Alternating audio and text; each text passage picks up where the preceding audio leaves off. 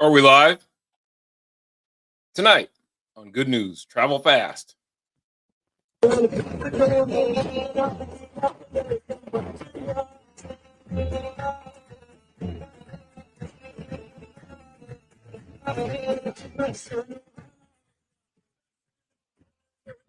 think you're stressed out, Bronco fan? Imagine being at the party with this guy.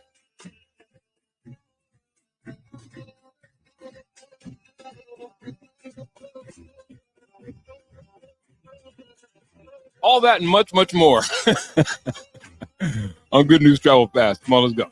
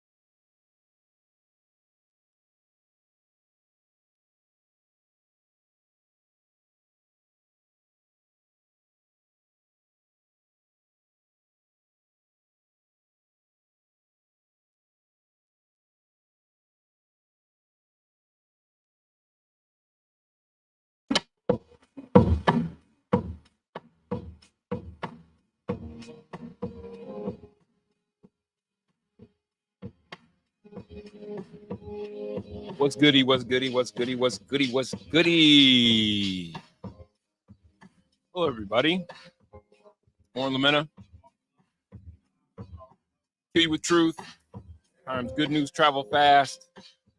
Good times had by all. Right? You did it. You made it through Monday. You made it through a case of the Mondays. It's Monday night. Probably got a cold one.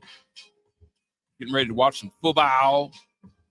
If not football, Monday Night Football is your Denver Broncos fans. You can get a preview of what's to come, what may come, what things may come. Hopefully, the lowly Tampa Bay Buccaneers can be that blind squirrel that gets a nut, puts a dent in that in that Kansas City armor. At least enough to tucker their boys out so that, they are maybe not as prepared to deal with your Broncos next Sunday. Or maybe you're going to watch the Nuggets as the boys welcome the Toronto Raptors into the can. Maybe you're just preparing yourself for the festivities tomorrow, as Super Tuesday is right around the corner. So you're just going to drink your way into oblivion. Whatever it is that you choose to do, I'll be here with you. I promise. At least till, I believe, in the paint tonight. I might step out, come back for five to go. I might just keep streaming. I'll let the big boss man let me know which way he wants to roll. But until said time, I figure let's hang out. Let's have some fun. So, what did you think about the trade, Bronco fan? I know you've had all day to listen to various opinions on it. All day to mull over how you think about it, lick your wounds. Yeah, that was belt to ass yesterday in Baltimore. I am currently, by the way, in Maryland, so I was close enough to the scene of the crime. It wasn't half as bad. There's no shame. There's no shame in losing to arguably currently the best team in football. I mean, they don't have the best record. Kansas City Chiefs remain the only team unbeaten. But, I mean, I think it's safe to say that the Baltimore Ravens, in any other conversation outside of Patrick Mahomes and what they're building in Kansas City, are the best team in at least the AFC, if not in all of football. And so it's like, is there any shame in losing that game and getting whooped? Whooped? Of course not. Now, I do have a game that I want to play over the course of this show. Ordinarily, I would just come in here and yammer. But I really, really, really, really, really, really, really want to hear from y'all. And I got a couple of friends that'll probably join the conversation. I got a good mind to put the video link up and just let you knuckleheads go wild, chiming in if you want your face seen. I got a good mind to do it. I know DMAC would frown upon it. It's the internet. Come on. Let's have some fun. So you see across the bottom, contrary to postmortem belief, there is no shame in getting whooped in B-more. So if Denver, this is an if, I'm not saying they will. If Denver goes down, what? In KC on Sunday, what would back-to-back road losses to the AFC's top teams tell you about your Broncos? Because I think as you look at what happened today, as we examine the trade, congratulations, by the way. Anybody that gets paid, we're congratulating them. So to Mr. Cooper, who is much more paid after Saturday than he was leading into it, congratulations. That is always, I think, well-deserved. These are gladiators. They put their, hanging with Mr. Cooper, they put their lives on the line, put their bodies on the line. And when you see a guy, 7th round draft pick, the blind squirrel proverbially,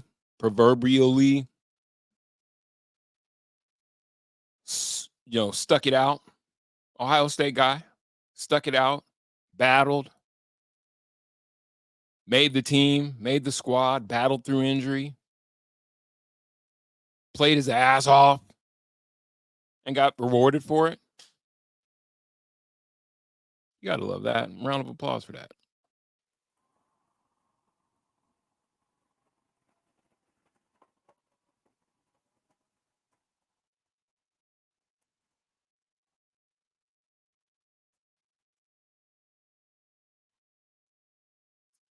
And he'll be in the fold for a while.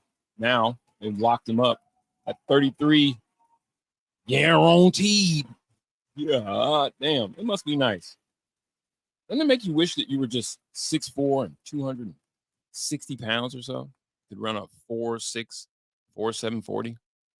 Life would be so much easier if you could do that. And then the next man up mentality after we see the exit, the trade of Mr. Browning. Send him packing. I personally have thoughts on what this signals for the Broncos, what this means for the fan base, how you should look at the rest of the season, what, if anything, this means for a playoff run. Because I think that's what everybody's expecting, right?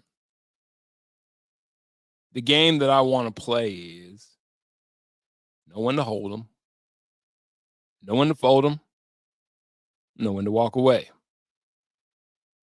Simple.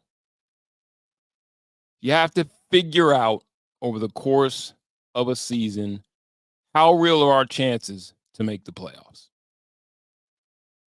So first of all, let's look at the coming game, because Kansas City, whatever they do tonight, you got to be in Kansas City on Sunday, and you have to make that game. I think so. Is this a must win? That's a good question. Is it a must win game going into Kansas City? I don't know about a must win. I don't know about a must win when you're talking about a team. I saw something today. I should play it right now. I saw something today, and it was from the Rivals when it comes to Denver sports talk. But, we take opinions from everywhere, to be honest with you. And I want to get y'all's thoughts on this, because this was the first thing that hit me this morning when I was thinking about, where does this team go after the loss? This is pre-draft talk. This is the first thing I saw. And it struck me funny only because optimism is, hope springs eternal for everybody. Wait, what is that? Wrong. Let me see if I can find it here. Hope springs eternal for everyone. But this seemed a little pie in the skyish. And Bo Nix, D-Mac and I were on yesterday, and we kind of talked about his performance. And every time you walk away from a win or a loss, everybody takes it out on the quarterback. You know what I mean? The quarterback gets all the praise. The quarterback gets all the blame. I know that Lil John is not one of not one of D-Mac's faves. The offense yesterday against Baltimore came up short in some situations that you would hope to see if you're planning on being a playoff team. But see, I look at this squad and I'm just like, with San Diego doing what they're doing, looks like San Diego is going to make a push for occupying that one of them wild card spots. Is Cincinnati going to do the same? The Broncos seem to be trending in the wrong direction with their schedule being what it is. I mean, this was just a tough week to me personally, this is a tough week to have to go and see KC in KC because you lose that game on Sunday. Now you're staring down the barrel of maybe losing 3 in a row because you're welcoming in an Atlanta team that, no, they're not going to be world beaters, but their game this year. Anytime Kirk Cousins is at the helm, I'm always like, yeah, it could go anyway. But Atlanta's playing good football. And so you take 3 losses in a row. Now you're sitting at maybe sub 500. And it's like, okay, now the complexion of the season looks all the different. And, then moves like today, when you start shuffling guys around and trying to see exactly what you're working with, make a little more sense.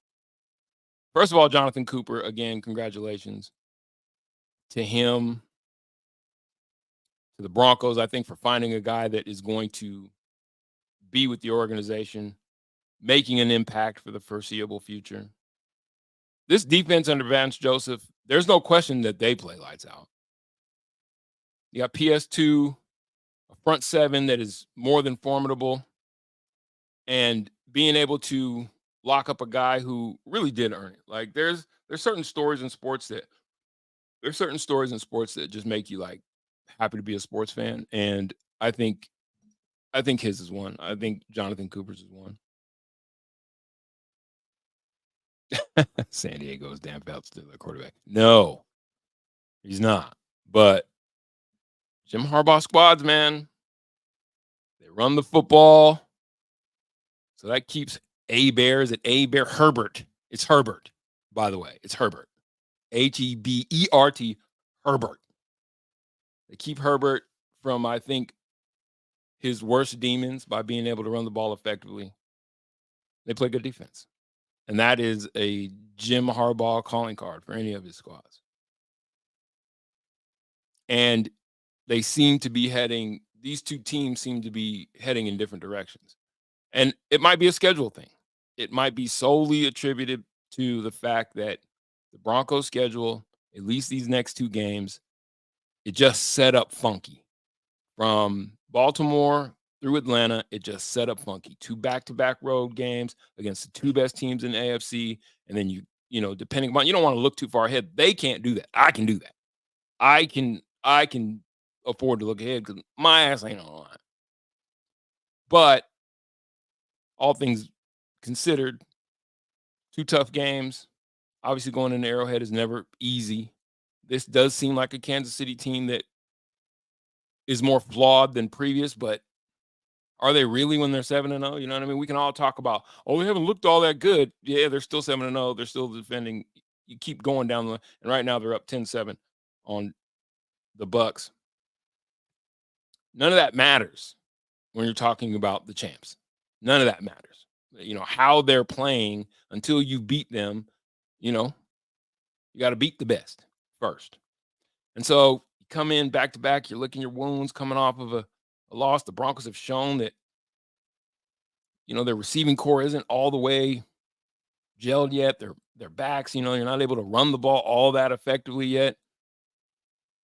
So your offense will probably not be apt to win in a shootout, let's say, if it gets squirrely in Kansas City. So now you got to hope that defense and the shuffling around is able to hold KC. Now, if you can win that game in Arrowhead, change the complexion of the season completely. So my question to you is though, as Bronco fans, quite honestly, is what is success this year? I'm an all or nothing guy, so I'm like, if you're not going to win it all, the question, are you building in the right direction? And the Broncos are definitely building in the right direction defensively.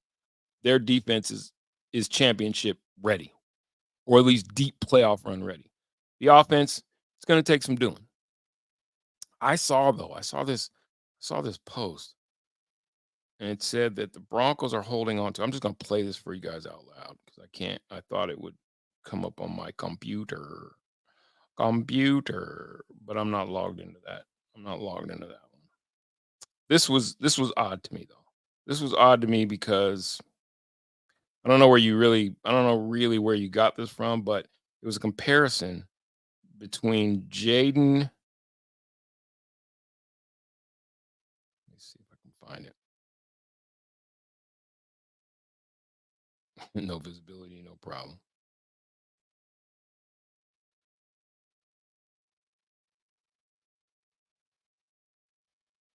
One second. There we go. Just as good, if not better. Bo Nix was hands down the best rookie quarterback in the NFL in October. In fact, he was named the NFL's Offensive Rookie of the Month. Bo had the most passing touchdowns, passing yards, rushing touchdowns, and he had the best touchdown to interception ratio. Plus, he led the NFL in wins among rookie quarterbacks, tied with Jayden. Additionally, Bo has the most total touchdowns among rookie quarterbacks this entire season. Drake May has 4, Caleb Williams has 9, Jayden Daniels has 11, and Bo Nix has 12. In the past 4 weeks, Bo Nix has the 9th best passer rating in the entire NFL. He's better than Patrick Mahomes, Josh Allen, Justin Herbert, CJ Stroud, and Jayden Daniels. Most importantly, Bo and the Broncos are 5-1 since week 3 and have put themselves in a wild card spot midway through the season. It's time to put Bo Nix firmly in the Rookie of the Year conversation, maybe even the front runner for Rookie of the Year. I just don't see that. I don't see that happening for him. Young Bo. But as far as being the quarterback of the future for the Broncos, I think week by week, he's solidifying himself as a no questionable, as unquestionably having earned the right to at least play out the string and maybe play into that upper echelon of younger quarterbacks. I don't think week to week the numbers are all that spectacular, but I think the leadership skills, the playmaking ability, all those intangible things outside of, gaudy passing stats, they're there. And so if you're the Broncos and you're looking at this season as a whole, I don't think Sean Payton or anybody in the front office is confused about the ability for this team to make a deep run into the playoffs without some serious help offensively being on the way. So are you a player for tomorrow's, for the trade deadline? Are you a player? Like, that's not the only, it's not even just, it's Super Tuesday twice. Are you a player for a big name receiver? Do you want to see the Broncos do that? Is that something like, and what do you have to give? They don't have a lot of draft picks to sort of offer up. And is it worth, chinking up this defense, digging into this defense's armor? Well, that could have been taken completely the wrong way. Digging into this defense armor, because that seems where your only pieces are, your only tradable pieces are, in order to try and make some trade and think about a deep playoff run. No, what Arizona did seems to be a move that they think, okay, you give us Browning, we're gonna make a move in the NFC. The Broncos aren't. I don't think anybody in Bronco land is disillusioned about that being the case here. So you make moves that are to bolster the team for the future and see what some of your young guys, have to offer and stepping in for Browning. But it's like, so with that being said, I don't think that it says a lot if the Broncos go into KC and do what, I think it's a high probability. DMAC seems to think they're going to shock the world. And you know what? If they do that, that changes the complexion. And that's the beauty. That's the beauty of an NFL season. The beauty of an NFL season is that it's always one game. There are no series to be played. It's one game, and you keep moving forward. And one game can change the complexion of your entire season. Obviously, in the postseason, it does. But one game, like if they win this game in KC, then that changes a lot. That changes a lot for Rookie of the Year consideration as well, for sure. If Bo Nix goes into KC and can quarterback the Broncos to a victory over Patrick Mahomes, that definitely changes the complexion of his Rookie of the Year status, where he's ranked amongst, at least the one guy. And I don't know who else would really push Jayden for ROI. I don't know, man. I thought that the Broncos coming into this season were going to be 500 ball club at best, and walk out with knowledge as to whether or not they drafted well finally and got themselves a quarterback for the future. And I think all of Bronco Nation, most of the sane ones, are all kind of in the same boat. Nobody is really gripping it too tight. Nobody's gripping it too tight where the playoff implications are. And again, the season is just this little swing in the season is just one of them ones. It's one of them ones that it's going to define how the season goes or how it ends. Let me look at the schedule again.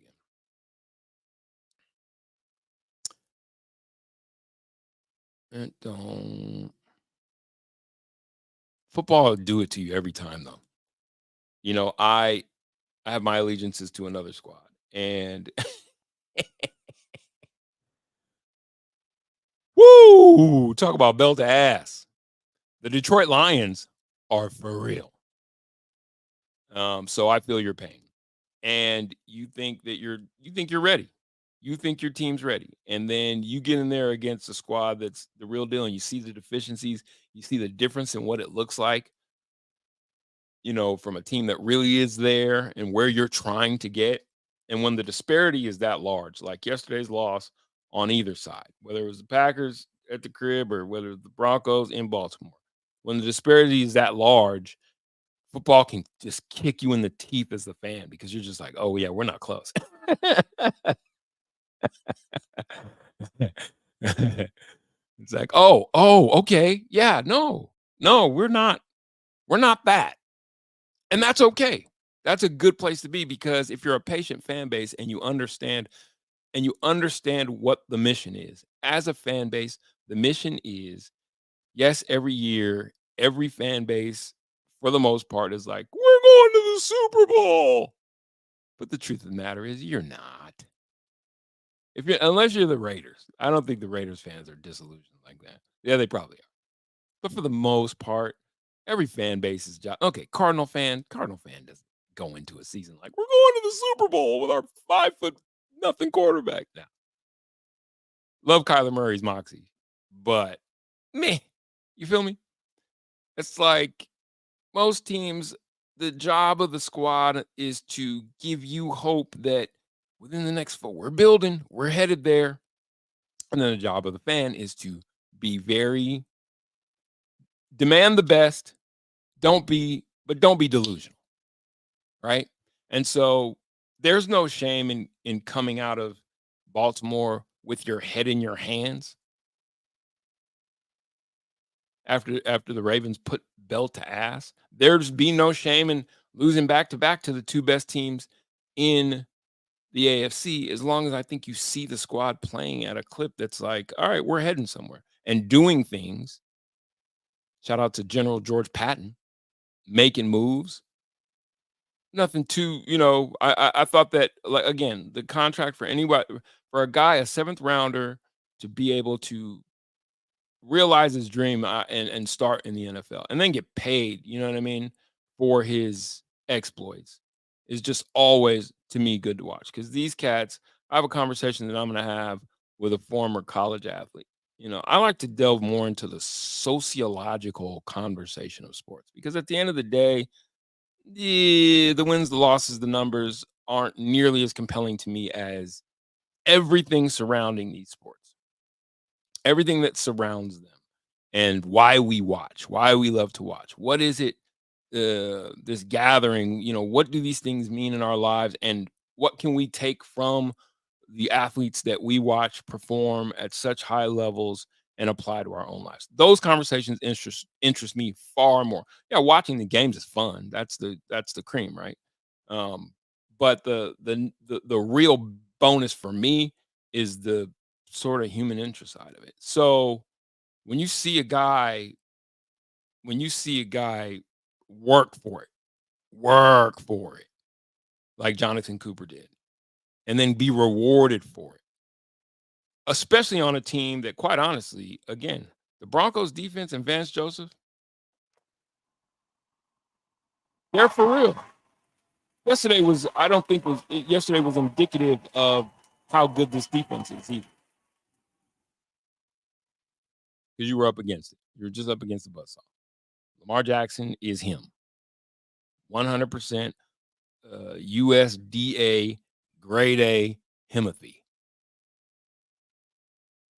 And then you put Derrick Henry in the backfield. You got Zay Flowers going crazy all over the field. You're on the road.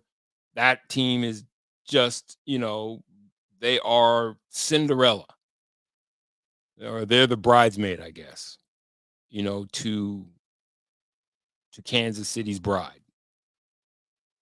They are Clyde Drexler to the Chiefs, Michael Jordan. Name the guy who didn't get a ring during it. It's just Pat Mahomes is not, he's stingy. He's greedy. So there's no shame in that, just like I don't think there'll be any shame as long as they play well. But building a squad that will one day challenge for that crown, and the Broncos are a ways away, to be quite honest. I mean, I don't think I'm telling y'all anything that you don't know. Courtland Sutton, Bo Nix, that's the list. Am I missing somebody? I'm talking about difference makers, playmakers offensively. And the 85 Bears ain't walking through anybody's door. I don't give a damn how good of a defense you build in the NFL. It will be, especially the way the rules are set up, it will be offense that carries you all the way there. Defense will get you on the doorstep, but offense is going to carry you across the threshold.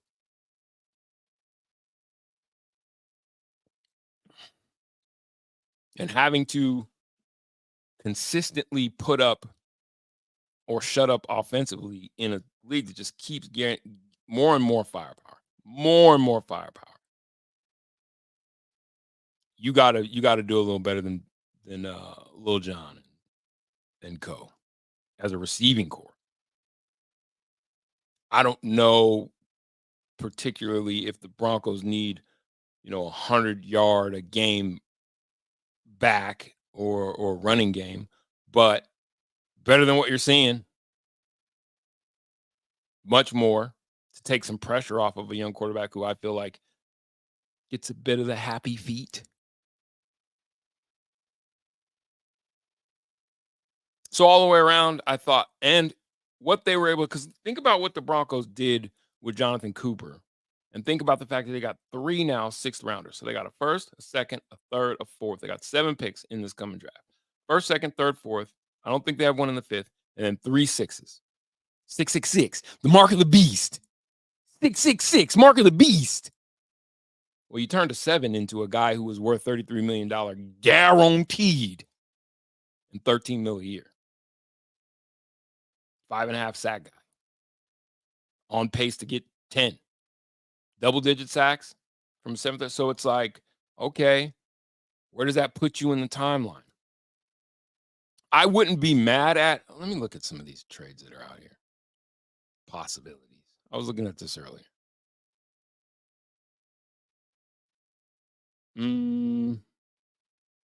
Guys who would be, let's look up guys who would be on the move.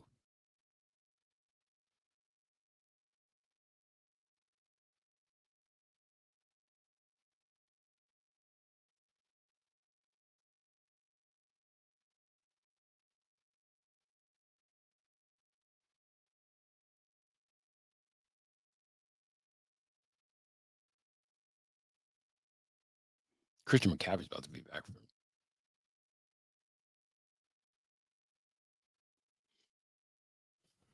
Offensively, Mike Williams,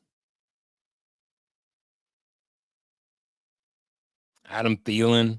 Like, there's nobody worth sort of mortgaging the farm for. That's for damn sure. Like, if and you don't need to lose any more picks. So you chalk it up. This is where you're at, Bronco fan. And now your young receiving core gets a chance to prove itself. And step by step, little by little, inch by inch, you're picking it up on your way to making your presence felt in the AFC eventually, but not this year. So if you were a Bronco fan if you were in the boat and you're like, oh yeah, we're going to the playoffs. Playoffs? Let's look at the remaining score. Let's look at the remaining schedule.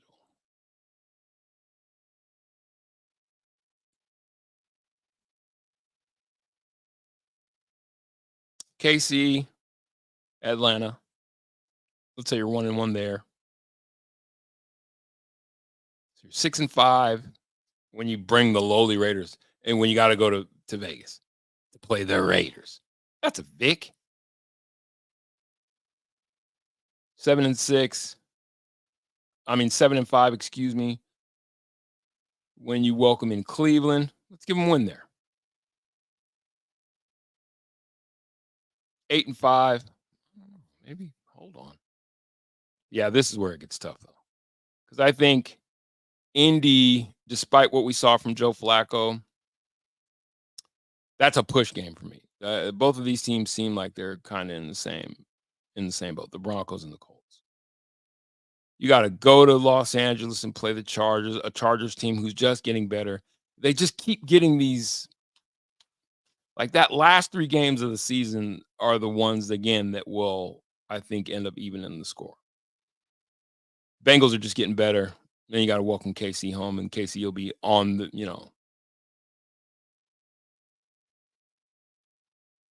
on their way to what we assume will be another playoff run. How deep? No one knows. I'm no Miss Cleo. So in this case with the Broncos, I think as a fan base, I think this is it's not a walk away. This isn't a walk away scenario. This is you knew who to hold on to. You knew who to fold on. But I think you're folding on your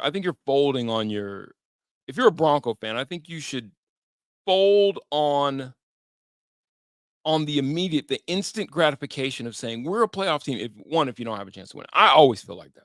I personally have always just been if it's not all of it, I just want to see that we're building in the right direction. And I do think that, General Patton is moving in General George is moving in the right direction. And the jury's still out. Like, you're going to hold on, obviously, to Bo Nix. I wouldn't be opposed to giving him a little bit to think about.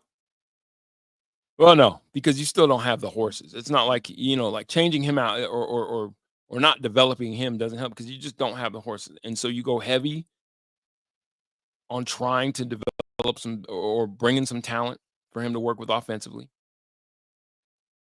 See what you can get out of some of your younger receiving core. Find yourself a pass catching tight end who's going to be that outlet that he's going to need.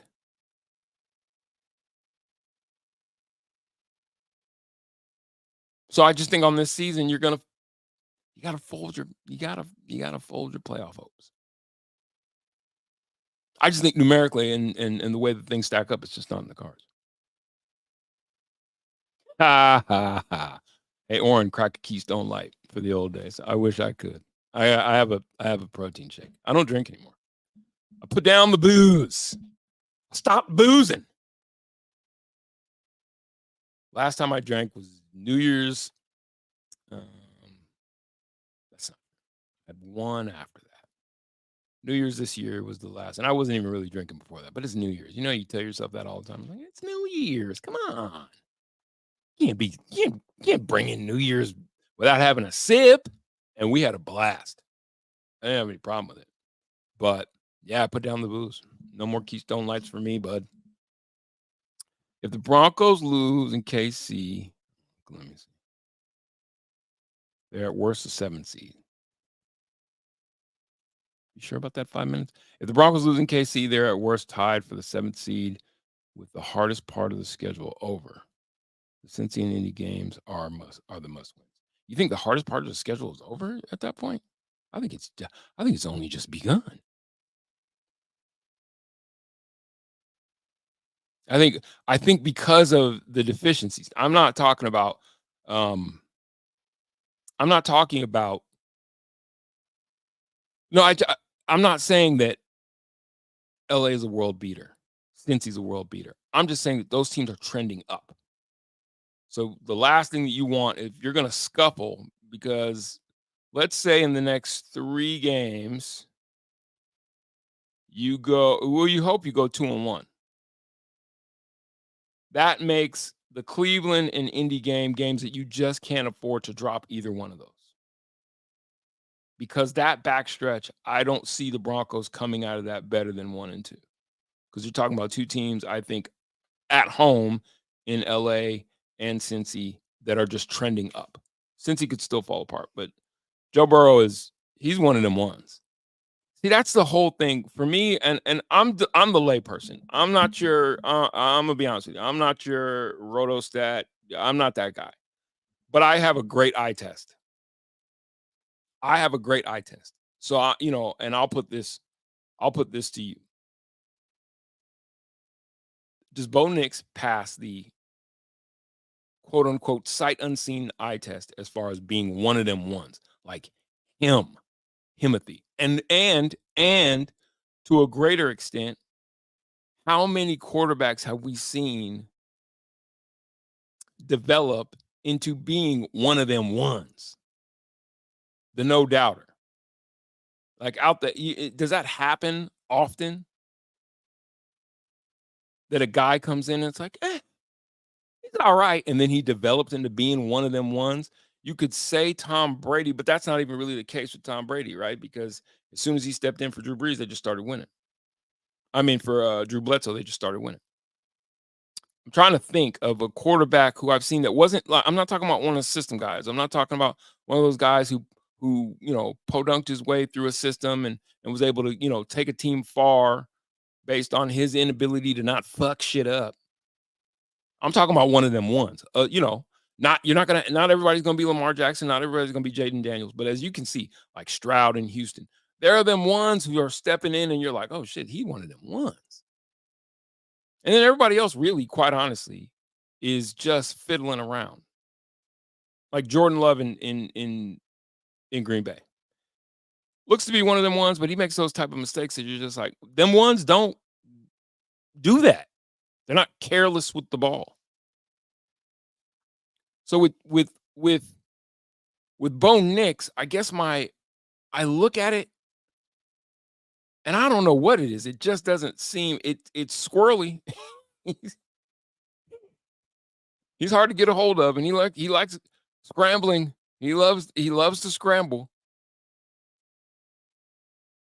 But I just, and is it like, okay, well, more time with Sean Payton is going to put him Drew Brees. Let me think. His time in San Diego he was always kind of one of them ones.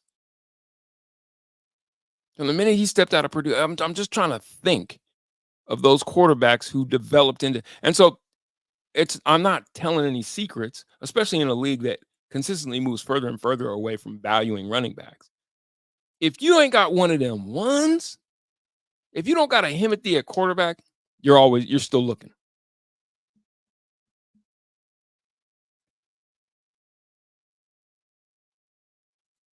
If you don't got one of those no doubters, home run guys at the position, you're still looking, and you're going to be looking, and it's going to get more and more. Oh, it's only 10-7.5. Good on the Bucks. Stay there, because that changes the complexion. I think that it is a Kansas City squad that has definitely shown vulnerabilities. They just keep winning in ways that you're just like, really? Is this shit fixed? I'm of the opinion that this might not make you happy, Bronco fan. You don't have the guy at quarterback. You got the guy who's going to get you to, he's going to get you all souped up. He's going to get you all dressed up only to leave it on the porch. There's just something missing. And, you know, you can go on your, you know, stat stuffers to tell me I'm wrong, but it doesn't seem any, you know, I don't think Sean Payton thinks he got that guy either. I'm being honest. I don't think Sean Payton is just in love with his quarterback. But it doesn't seem like Sean Payton's in love with him. All right. Well, you know who we are in love with is Nikola Jokic and the Nuggets, and they're getting ready to start about 20 minutes or so. I saw something else that. So the Toronto Raptors at the crib, who will be coming into the can tonight, and hopefully the Nuggets are able to keep the mo going. Get back-to-backers. Get back-to-backs. Get fat in the games that you're supposed to get fat in. You got to win your home games, and make it something that, you know, because we're talking about hold and fold and walk away. Jesus, Mike Malone.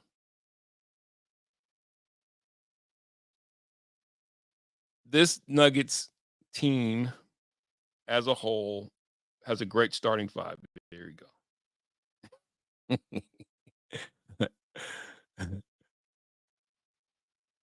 This Nuggets team has a better than average starting five. They play slow as, but better than average starting five. But the bench has been a challenge, and it's just different for us to see because we're just not used to it. The wheels came off kind of fast. You know, I wasn't ready. And I guess that's not true too either, because last year they struggled off the bench as well. But we still had KCP, so that took Christian Brown, who I love. I love Christian Brown. And it just sped up the timeline on a guy who, again, I just don't think is ready to assume the position that he's been thrust into.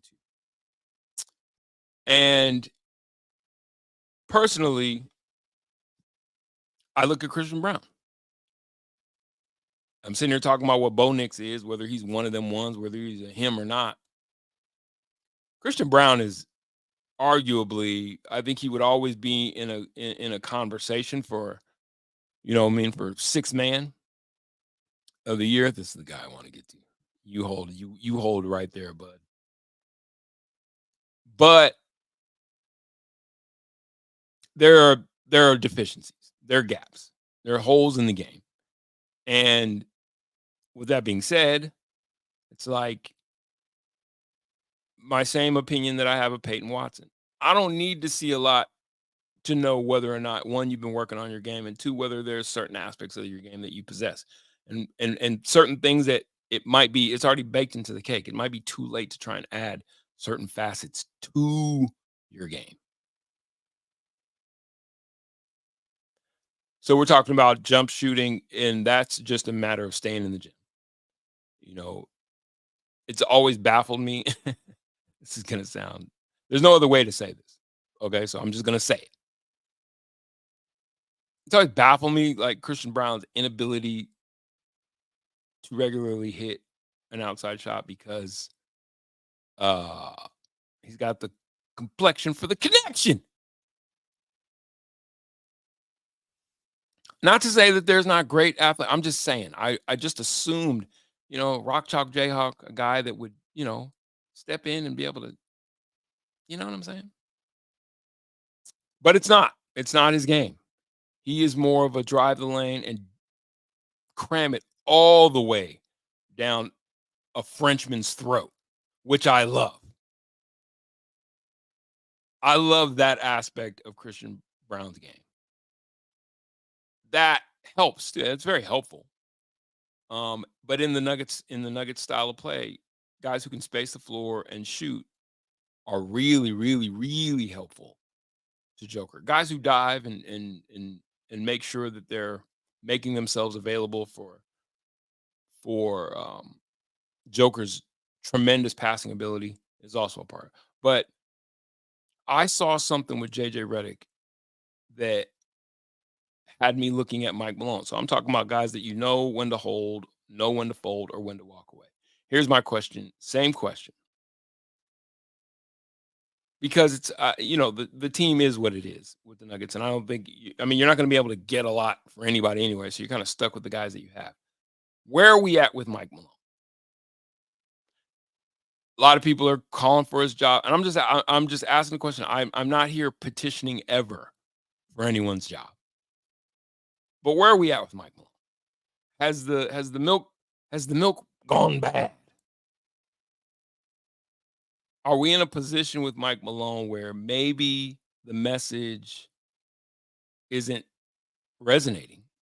Because if guys aren't getting better, what is it about if guys aren't getting skill-wise better, which that's on the athlete. Now let's keep it a buck. It's not Mike Malone's job to make sure that Peyton Watson takes it seriously being a professional basketball player and just working on his game.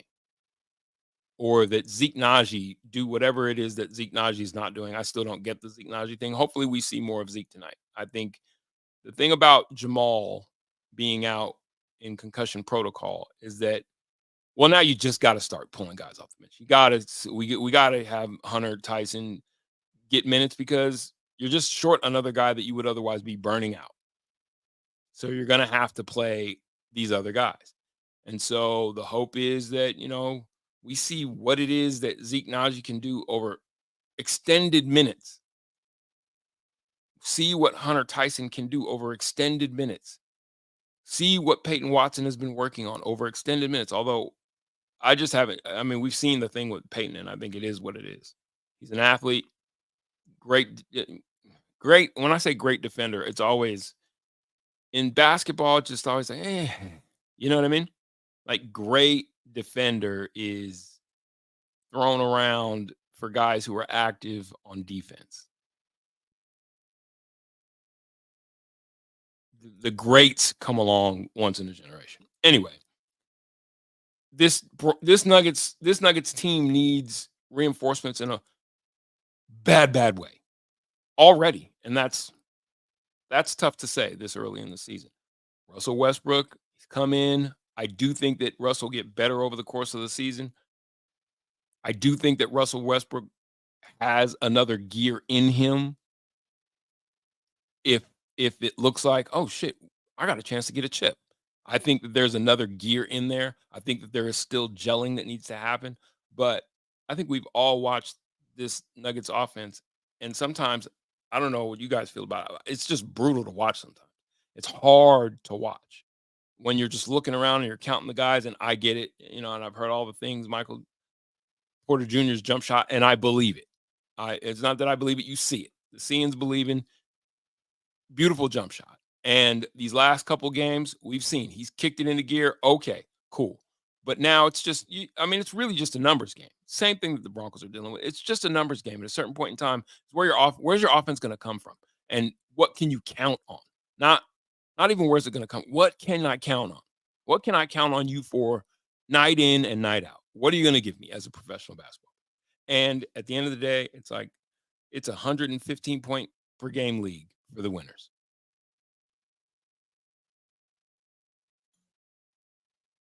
Orin's back. All right. You're goddamn right I am.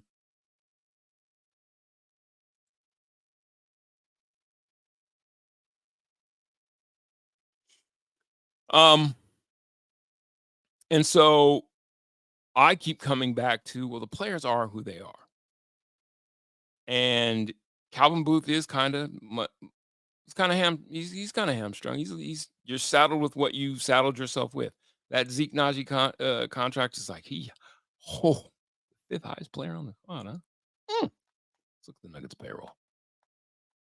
Yikes. That's your 5th highest paid guy? Yeah. Oh, hello, Tampa Bay. What? 14-10? Buccaneers? Make it tough. I know I'm going to take a sidebar, but it's like, Baker Mayfield. Look at these numbers. 12 for 15 for 85 yards. Unbelievable. Patrick Mahomes, 18 of 22, 106. I haven't really been watching. Let me turn this back on. I'm talking to you knuckleheads. That changes a lot. Ain't gonna lie. If you're a Bronco fan, you obviously, Tampa Bay is always one of them squads. It's like they are the blind squirrel. They are the blind squirrel. Anyway, Mike Malone.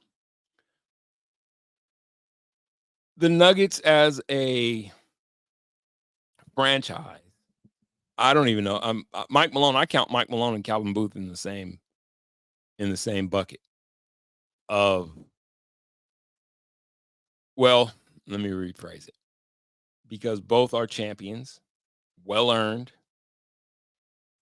Full stop.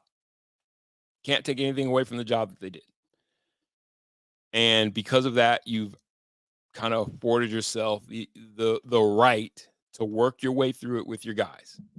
You've earned the right to let me figure this thing out. I can do this. Let me figure this thing out. Calvin Booth, I think, arguably, to me, shorter leash. And I only say that only because I really, I'm a fan. So I really like Tim Conley. And I know that was a combination between apparently the Cronkies and Calvin and not being able to come up with whatever. And maybe Tim, I'd never heard the inside. Maybe Tim just wanted to leave. He was burning to leave. He had enough in Denver, the milk, and he saw greener pastures in Minnesota. I tend to think that if you offer anybody enough money, that's where the green is in your pasture, sir. But okay, whatever. Calvin Booth steps in. They get a chip out of it. Now you're playing with house money when it comes to credibility, when it comes to having earned the right to, we'll figure this thing out. But contract after contract with Calvin Booth, I'm looking at and I'm like, I don't know if you really know how to spend this team's money, because you're hamstrung by an ownership group that's telling you, we're not going into the luxury tax, so be wise. Spend it wisely. Don't spend this all in one place.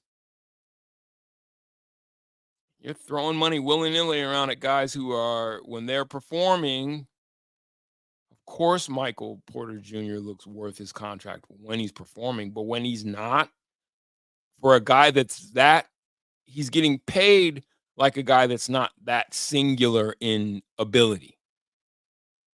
And when I say ability, is the best thing that Michael Porter Jr. does is he hits that jump shot. That's the best thing that's the best aspect to his game. Well, you're 6'10", willing rebounder, but not one of your better rebounders. You know what I'm saying? Like, not the guy who's gonna put the ball. Wow, Patrick Mahomes just airmailed that. That's crazy. He's scuffling himself. Anyway, you just watch. I watch Michael Porter Jr.'s game, and I know I'm probably the guy everybody's like, nobody want to hear that shit. Hey, grow up. Grow up. I'm not here to pat your ass.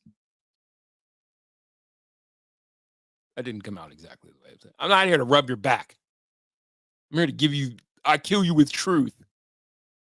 When I look at Michael Porter Jr.'s game, I see a guy who needs a whole lot of assistance in getting going. And as with all jump shooters, I'll say the same thing about the greatest jump shooter of all time. That's Steph Curry. It's the lowest percentage shot that you're going to take is the one from distance. So you automatically better be all world or be able to do other things. And we see that Steph, they play different positions, but Steph has other aspects to his game too, right? He's an assist guy. He's a get into the lane guy. He's not going to be your defensive guy. MPJ, it's, It's the jump shot, and then everything else you hope you're getting something, because it's gravy. It's a lot of money to pay a guy. It's a lot. Oh, Patrick Mahomes sacked. This is looking good, Bronco fan. This is looking good. He's having a better numbers game than Baker Mayfield in terms of yards that he's passed for, but it's basically a stalemate, and he can't find anybody to get the ball to, and he's not. All that magic and escapism isn't there. If I showed you a picture of my son, my friend's son, colleague, shout out to his dad, Al, you would think that Patrick Mahomes, his little junior doppelganger, lives in Denver. If I show you a picture of this kid, he looks exactly like it's crazy. This is good. This is good. What are you doing? Or weak?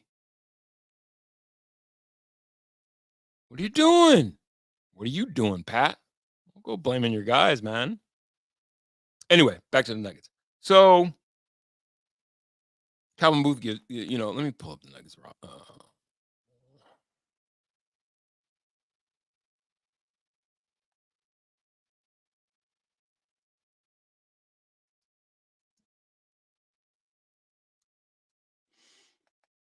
I'm going to unveil something, by the way. I'm going to unveil something tomorrow for anybody interested. We don't talk about it here, but there's a whole thing going on tomorrow. And I'm going to be doing a marathon. I'm going to be doing a literal marathon, watching the whole kit and caboodle, but not really focused on that. Really kind of playing around the edges and trying to break up the tension. So I'll roll something a little later before I get off here and tell you guys where you can meet me if you want to be a part of that. But chingas. Oh, look at these.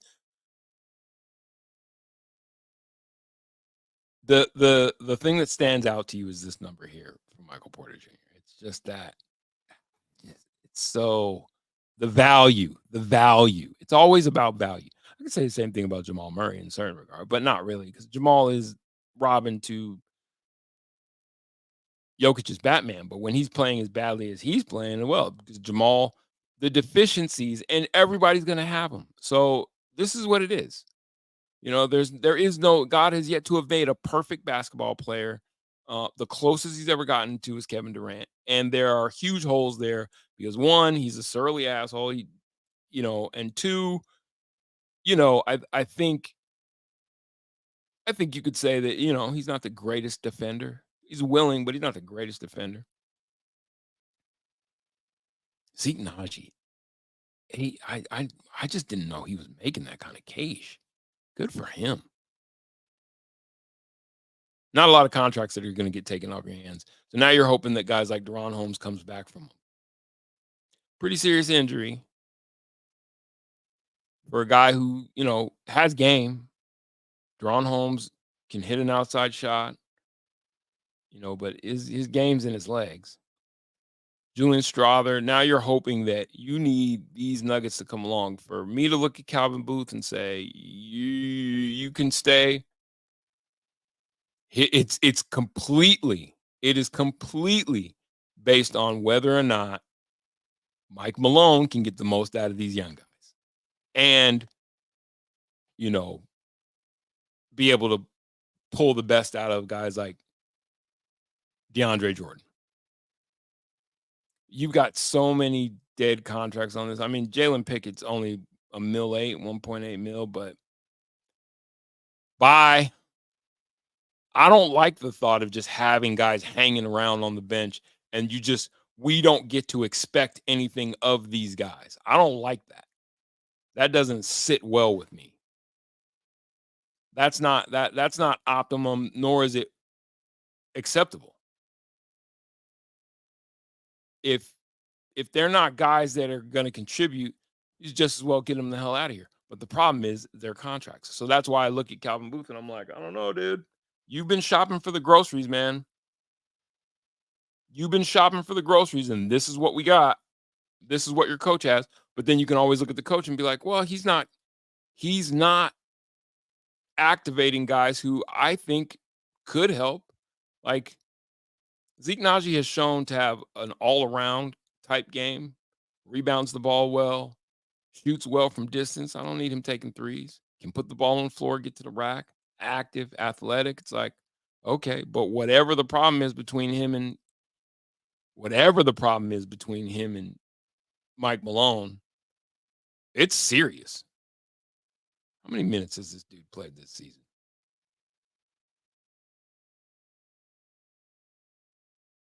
Like, it's bad.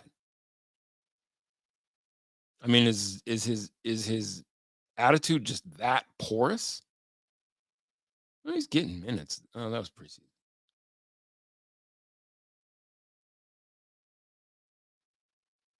I just, yeah, he's averaging 3 minutes a game. It's just like, what? That's not gonna work. That's not gonna work for a myriad of reasons. Namely, like it's about to tip off now.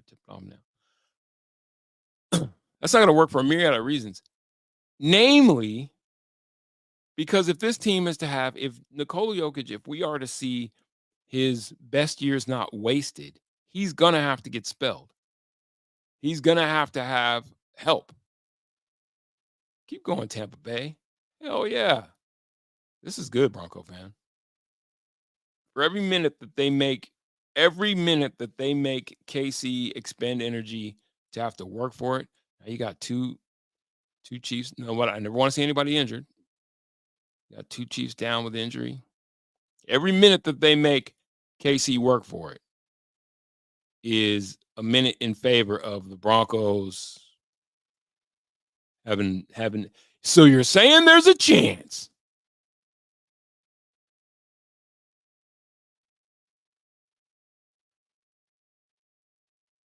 Yeah, D-Mac really did. He really took one. Hold on. Are you saying that I? That's. Hold on. Let me ask you. What are you? Some kind of comedian? 1 minute man? Damn, D-Mac really bruised up from that bike accident. If I think I'm reading you right, you're saying that this looks like a bruise. It's not a bruise. This is my face. Yeah. Newsflash. I'm black. 1 minute man. That's your calling card? I'm not gonna spend a lot of time on that. So if it's hold 'em, fold 'em, walk away. And the guys are, because you need tradable commodities. Like, Broncos aren't going to do anything at the trade deadline. Nuggets got time. Nuggets got time to look ahead and say, what are we trying to do here? Can you afford to tell your Hall of Famer, your perennial MVP, we're gonna have to retool. We're gonna have to rebuild. Yellowstone's coming back. I really like that show. I make no bones about it. I think it's been set in that pantheon of like, what the hell are we doing? Like, we're trying to relive, yesteryear. It's like, I don't give a shit. It's good TV.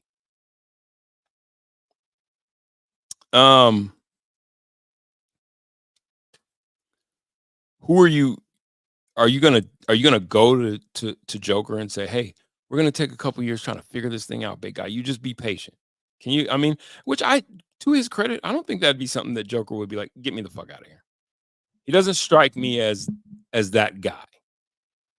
He doesn't strike me as the Mimi. He seems like a centered family legacy. Basketball is not the only thing in my life. You see he has a desire to win. He's no nonsense, but I don't think he bails on you if you tell him, just give us a second, big guy. Give us a second to figure this thing out. How long do you have? Is Calvin Booth the right guy to be building the thing around him in order to get it right?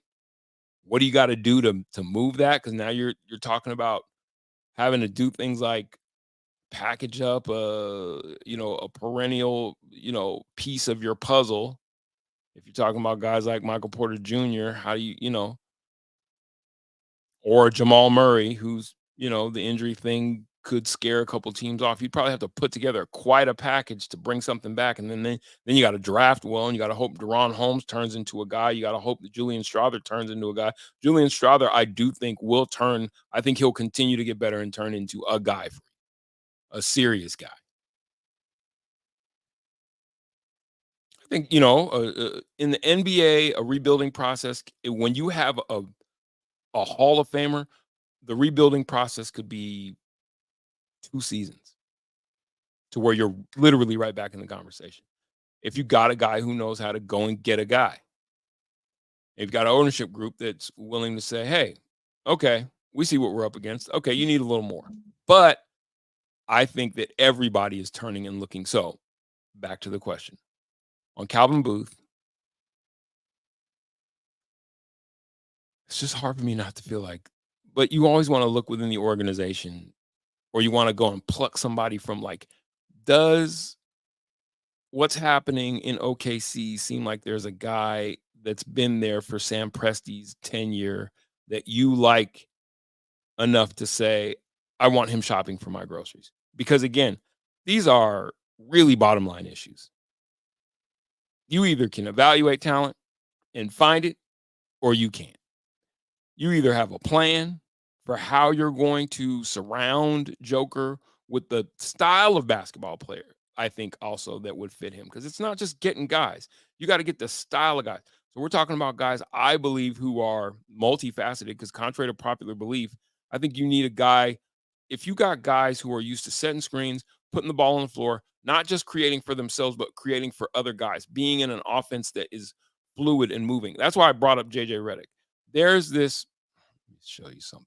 Let me show you fancy ball playing Negroes something. Let me show you fancy ball playing Negroes something. I know not everyone is. It's from a movie. It's just from a movie. Don't worry. It's okay. You're gonna be fine. This guy pointed out JJ Redick's, and this brings me to Mike Malone. JJ Redick's offense and things that he's making on the fly, because we're talking about a guy who played the game. Although I'm not that guy who's like, oh, you only guys who play the game are supposed to get the game. I do believe that it is a formula for success in today's NBA as we move forward, to have guys who can relate to guys and who can relate to the players. You need a guy who can relate to the players. I think Mike Malone's got that part down. I do think that he is a player's coach.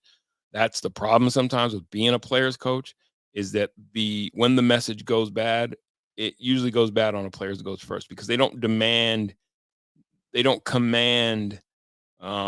not respect. What am I?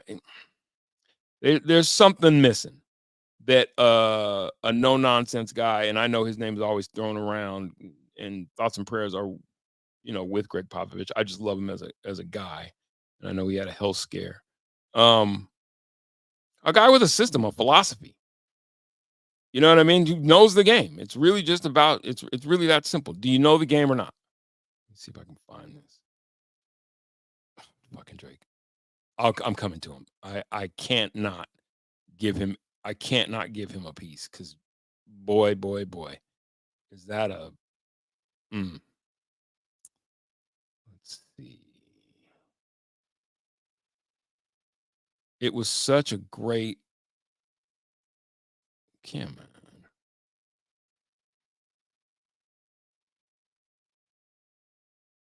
It was such a great illustration on what JJ Redick is to that squad, what he brings to the table, how that is going to continue to benefit the Lakers, because when you can draw it up like this, you're going to get buy-in. You're going to get buy-in from a guy like LeBron, who understands, like, oh shit, you okay.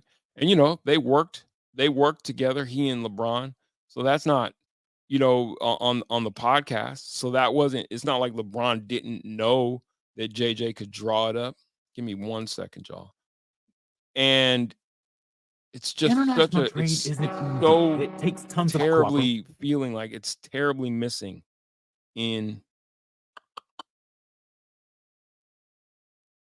Lakers back. Just somebody saying Lakers backcourt is effing trash.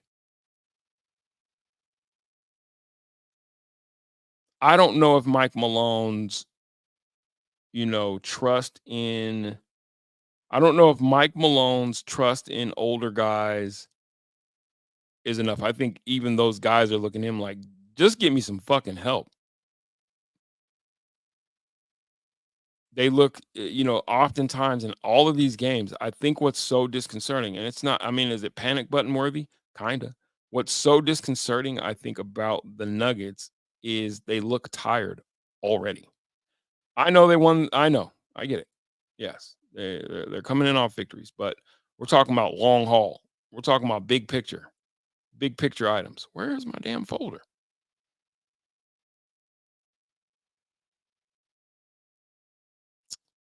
Blimey. How fast break. Is it this one? I'll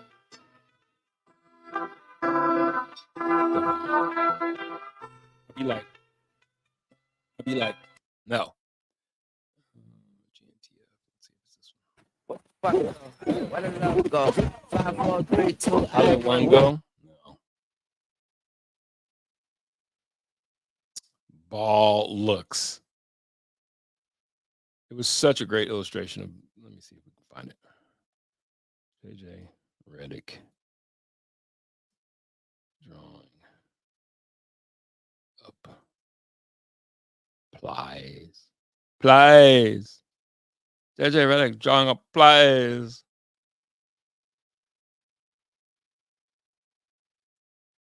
Ran a 77 screen-to-screener play, starting with an empty side corner.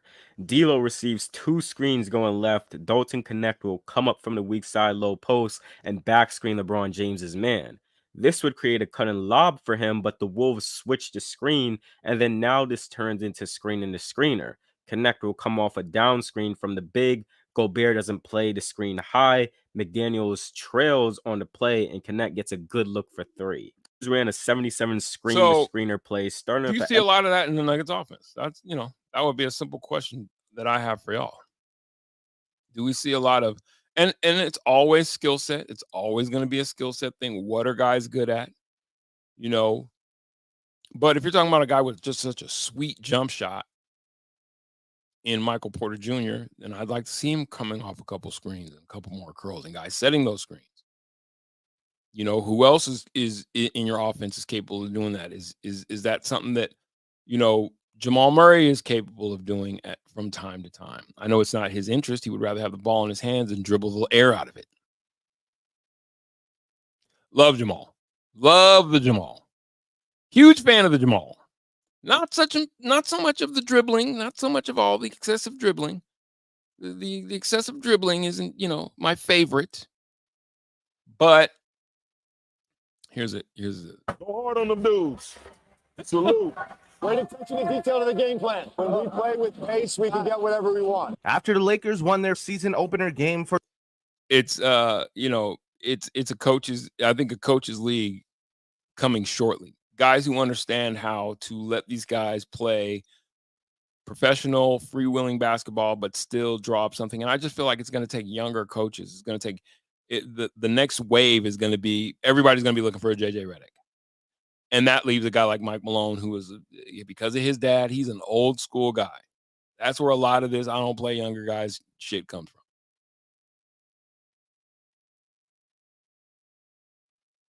from. Exactly, Andon.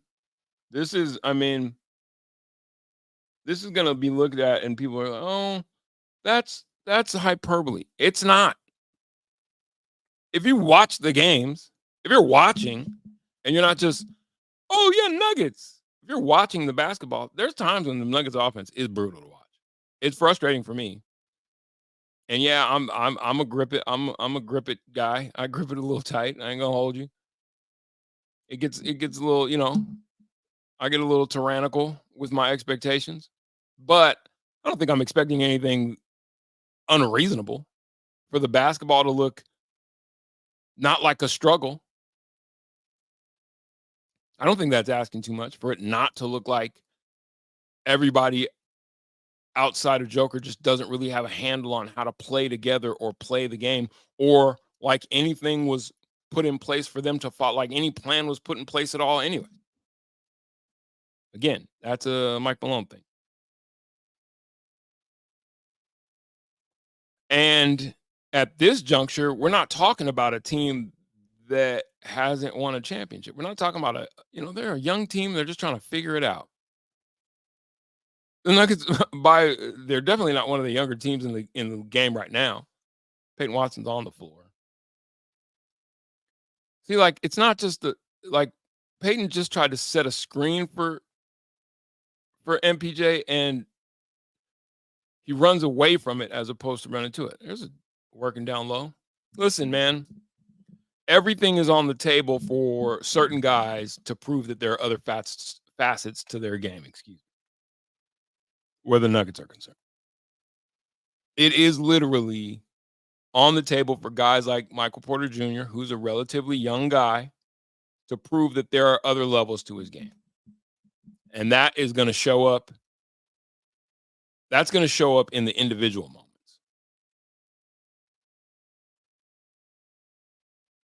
First 2 games, 12 points a game. Last 4 games, 18.8. So, okay. Hit your free throws, though. I cannot stand pros that don't hit free throws. It is enraging. So, guess what? He finally showed up, and I'm glad that he did, because he's just one of my favorite people in the world. Y'all don't know him, but you will get to know him. If you follow Good News, Travel Fast, trust me. My homeboy West, my homeboy Ramu. I got a whole group of homeboys that I just love to chop it up with. We talk about this shit all the time anyway. So let me bring my guy in here. Dan Moore, you unmuted? How you doing? Talk to me. Yeah. Yeah, I'm unmuted, right? Unmute yourself. Just like, Why am I not getting it? Hold on, how Dan. we doing? Hold on. Yeah. You got me? No. I might have to have you call me. Hold on 1 second, Dan. Okay. Let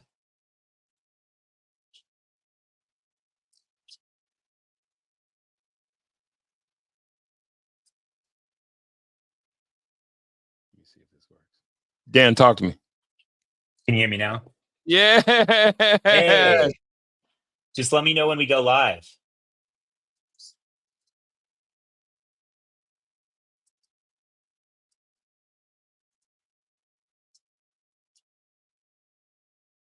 Oh, I can't hear anything now. So let me try something.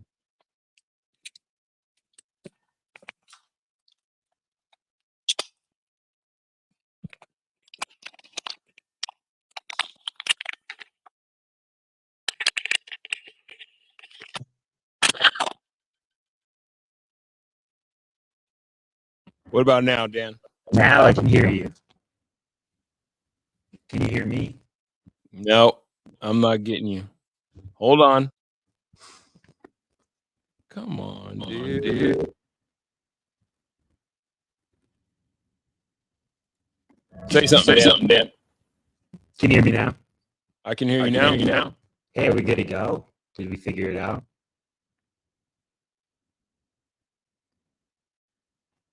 This is riveting.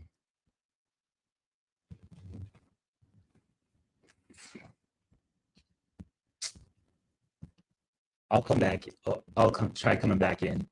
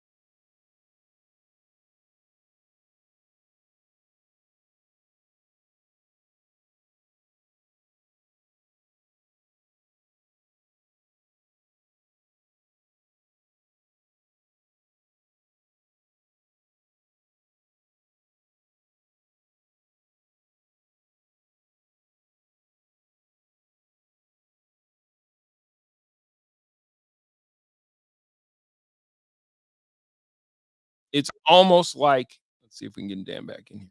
It's almost like the same thing with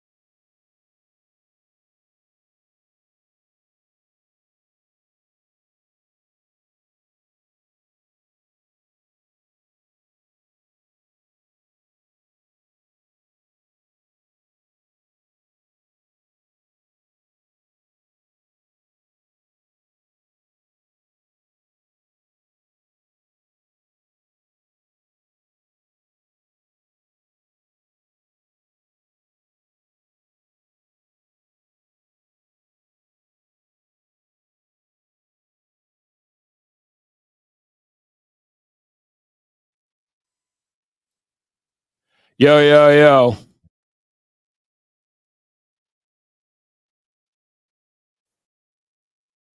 Something went terribly wrong.